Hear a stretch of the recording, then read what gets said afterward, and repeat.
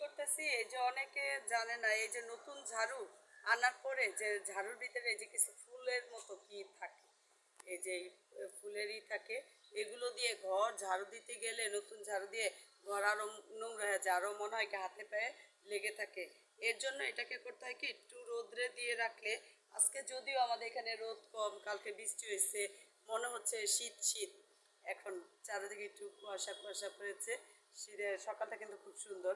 তারপরে একটু রোদ্রেরই দেখছিলাম, তখন আমি এটা রোদ্রে দিয়ে রাখছি।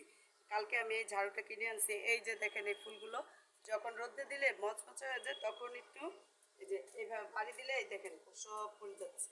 তাহলে আর ঘরটা কয়েকটা বাড়ি দিয়ে নেবেন, এই যে পরিষ্কার হয়ে গেল আমার ফুল, দেখেন ফুল নাই।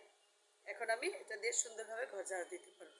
এখন কিছু কথা বলি, দেখা যায় কি কিছু কিছু মানুষ আপনার সম্বন্ধে কিছু জানেই না, হঠাৎ করে মন্তব্য করে বসলো।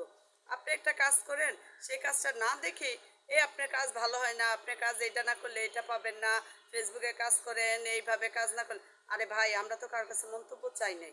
আমি আমার মতো আমার ফেসবুক মামা যেই নির্দেশনা দিয়েছে সেই নির্দেশনা অনুযায়ী আমরা কাজ করার চেষ্টা করি, সেই নিয়ম মেনে আমরা কাজ করার চেষ্টা করি।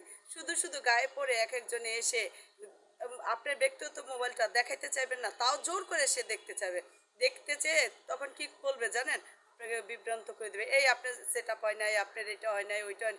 বা এই ধরনের মানুষকে বলবো কখনো কারো ব্যক্তিগত ব্যাপারে, ব্যক্তিগত জিনিস, মোবাইল বলেন কোনো কিছু বলেন, সেটা দেখতে চাইবেন না। সে যদি দেখতে না দিতে চায়, তারটা কখনো দেখতে চাইবেন না।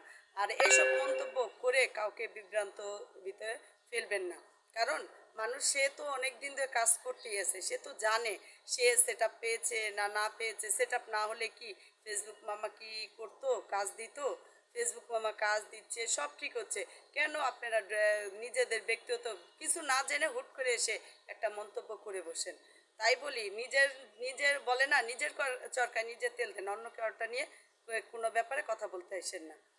কারণ তখন দুইটা কথা বললে তখন আবার বলবেন কি, ওই যে আমাদেরকে এই কথা বলছে, চিনা নাই জানা নাই, একজন এসে একটা কথা বলে ফেললো। আমি মানুষটা কেমন, কি কাজ করি, সেটা তো আগে জানবেন। তাই কেউ কিছু মনে করেন না, যারা এটা করে তাদেরকেই বললাম। আল্লাহ হাফেজ।